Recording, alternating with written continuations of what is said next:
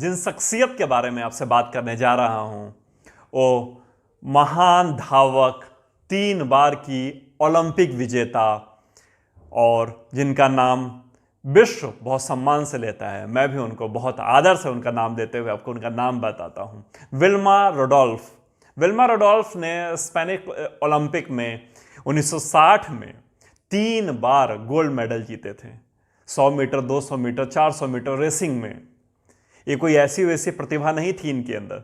ये पोलियो ग्रसित महिला थी, एक पांव से चल नहीं सकती थी, मगर इन्होंने जीवन में कभी हार नहीं माना। हार मानना तो इन लेडी ने सीखा ही नहीं कभी।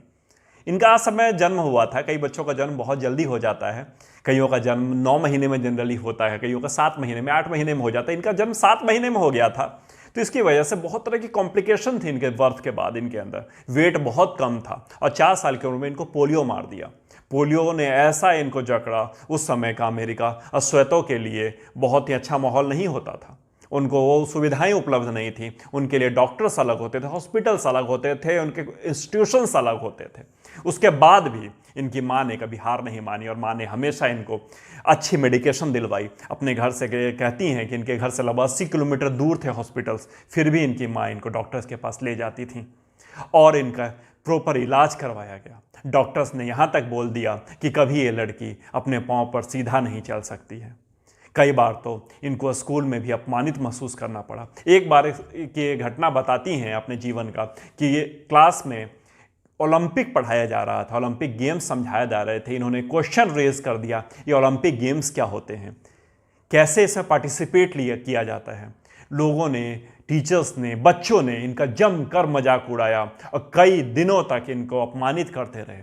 इन्होंने उसी दिन ठान लिया मैं तो ओलंपिक खेलूंगी और इन्होंने घर में आके माँ को बताया कि ऐसी ऐसी घटना हुई है। माँ ने कहा बेटा तुम कर सकती हो, तुम दौड़ सकती हो, तुम चल सकती हो। बोलने दो दुनिया को, बोलने दो डॉक्टर्स को, बोलने दो समाज को। मुझे पता है तुम चाह लोगी तो तुम कर दोगी और तुम कर सकती ही हो, तुम कर लोगी।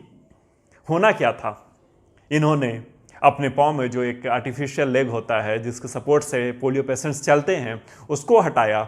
डॉक्टर से मिली, डॉक्टर ने एक बार तो उनको समझाया कि ये रिस्की हो सकता है। इन्होंने कहा नहीं, ऑप्शन तो है ही नहीं, दौड़ना ही दौड़ना है, यही मेरा लक्ष्य है। दौड़ूंगी, ओलंपिक में पार्टिसिपेट करूंगी, ओलंपिक मेडल जीतूंगी देश के लिए।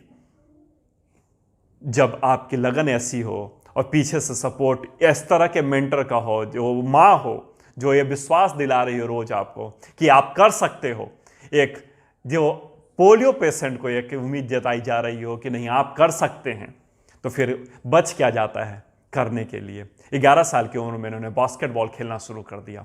13 साल की उम्र में पहली बार इन्होंने स्कूल लेवल पर रेसिंग कंपटीशन जीता। उसके पहले बहुत बार रेसिंग किया था इन्होंने, हमेशा हार जाती थी, मगर उस बार उन्होंने रेसिंग जीता। उसके बाद इन्होंने प्रॉपर ट्रेनिंग शुरू की ओलंपिक के लिए और 1960 में इन्होंने स्पेन ओलंपिक में जाकर के 100 मीटर, 200 मीटर और 400 मीटर का गोल्ड मेडल जीता। अमेरिका का नाम रोशन किया, देश का नाम रोशन किया, अपनी माँ का नाम रोशन किया, अपना नाम तो रोशन किया ही इन्होंने। उसके बाद इनके जीत के बाद से माना जाता है अश्वेतों के प्रति जो एक घृणा की भावना थी अमेरिका में, वो धीरे धीरे कमनी शुरू हो गई। श्वेत अश्वेत दोनों ने जमकर उस जीत को एंजॉय किया, जीत को सेलिब्रेट किया। उन्होंने, लोगों ने इनको बधाइयों के ताते लगा दिए। लोगों ने मान लिया कोई भी यदि लगन, कोई भी इच्छा, कोई भी यदि जज्बा यदि आपने पाल लिया है, ठान लिया है, तो आपको रोक तो कोई सकता नहीं और रोकने वाला कोई बना नहीं।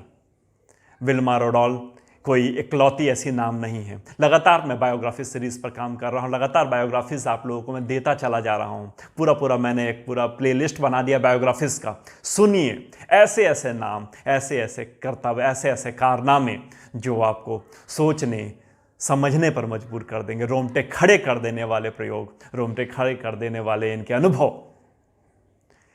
जीवन में हार नहीं मानिएगा दोस्त। बस मैं इतना ही कहूँगा, कुछ भी हो जाए, कहीं भी हो, किसी भी मुकाम पे पहुँच गए हों, किसी भी बीमारी से ग्रसित हों, किसी भी कंडीशन में आप जी रहे हों, बस हार नहीं मानिएगा। अपने ख्वाब जीवित रखिएगा, अपने गोल फिक्स्ड रखिएगा। लोगों के कहने पर, ज़्यादा परवाह मत कीजिएगा, लोगों के कहे का ज़्यादा तहज़ीब मत दीजिएगा। बस आपने जो डिसाइड किया है उसकी अहमियत को समझिएगा, उसकी कद्र कीजिएगा। आपने जो डिसाइड किया है वो होकर रहेगा, जो आपने ठान लिया है वो मिलकर रहेगा। जो आपने पाना चाहते हैं वो आपको बस मिलेगा। सिर्फ और सिर्फ इतना करने की ज़रूरत है, उम्मीद बनाए रखिए, इच्छा बनाए रखिए, विश्वास रखिए खुद पर, विश्वास रखिए अपनी काबिलियत पर। एक न एक ऐसा मेंटर, एक न एक ऐसा गुरु ढूंढ लीजिए। जरूरी नहीं है बाजार में ढूंढने निकले उसके लिए। आपके घर में भी कोई ऐसा व्यक्ति, आपकी माँ हो सकती हैं, आपके पेरेंट्स हो सकते हैं, आपके भाई बहन हो सकते हैं, आपके टीचर्स हो सकते हैं, कोई भी व्यक्ति ऐसा हो सकता है। ईश्वर भी आपका मेंटर हो सकता है। बस उसको चुन लीजिए और उसको अपना लक्ष्य बता दीजिए और उससे उम्मीद बस इतनी रखिए कि आपको मोटिवेट करता चला जाए, आपकी उम्मीद बढ़ाता चला जाए, आपको बार बार वो याद दिलाए आपका लक्ष्य, और आप बार बार इतना सिर्फ बता दे आपको, वो आपको मिल जाएगा, मिलेगा ही मिलेगा। किसी को मिले ना मिले, आपको तो मिलेगा ही मिलेगा। और आपके लिए ही वो लक्ष्य बना है, और आपने उस लक्ष्य को यदि देख लिया है, विजुअलाइज कर लिया है, तो मैं आपको गारंटी से बोलता हूँ, कौन है इस दुनिया में जिसने वो विजुअलाइज कर लिया हो, उसको चीज़ मिली ना हो।